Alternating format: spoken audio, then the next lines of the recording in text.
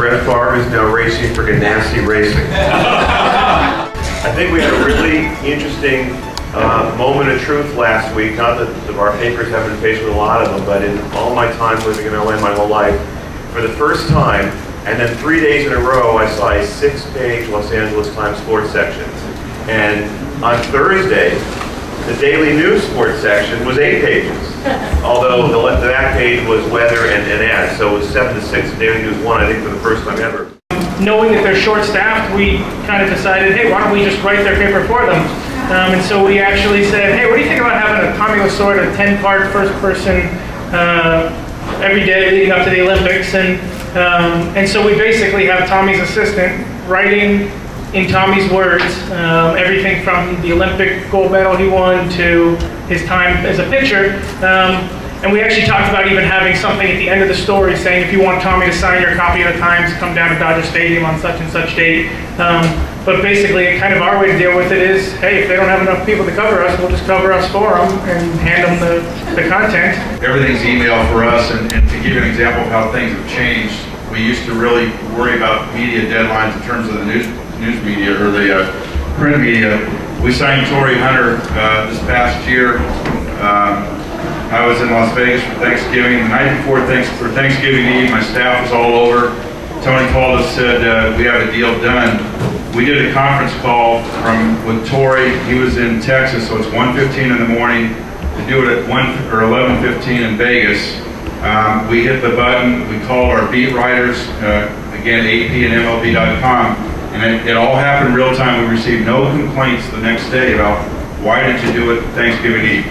Okay, in the day, you would have waited for the newspaper deadlines before to make sure that you got it in the morning paper.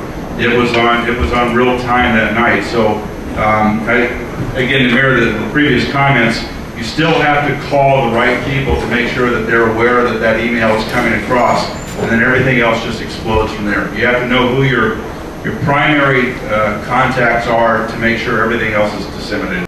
The media has always been bigger than us. And there's a lot of them, and they're going to find out stuff. It's almost inevitable. So what you can hope to do is try to mitigate it.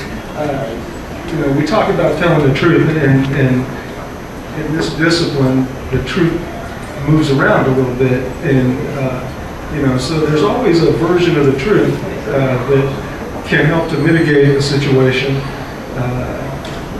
Even if it is, sort of in the apologetic kind of, So I don't know that there's any magical way to keep news out of the public domain.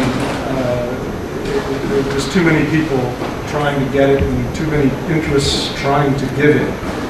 And but I think that what you hope for is an at-bat, or just an opportunity to render your side of the story.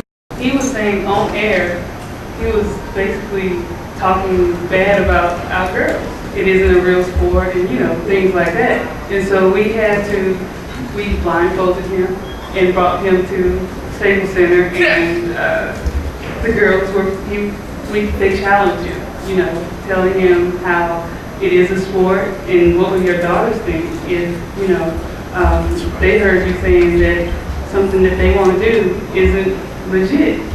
And so we try to take the negativity and spin it and let them know that we are here and we're going to be here to stay. Actually, we don't credential a lot of bloggers. Basically, our policy is pretty much the website people we credential are ones that are affiliated with traditional existing media organizations. So like ESPN.com or CBSSports.com, but the other sites we don't credential. But I can see a day where that is going to change and the whole landscape is changing. I would say that's probably the biggest upcoming challenge for us is to figure out how this whole world of media is going to change, and the internet and bloggers, and how we're going to deal with that. But just to answer your question, as of now, we don't credential a lot of bloggers. You all have a tough job. I would never want to be a PR person, ever. Because, you're the last person that somebody's going to remember, and you're the first person somebody's going to complain about. The only thing I would say is, from a PR standpoint, just be honest. You know, if a guy doesn't want to do an interview, say he doesn't want to do it. Don't make an excuse. Just say he doesn't want to do it. He doesn't like you.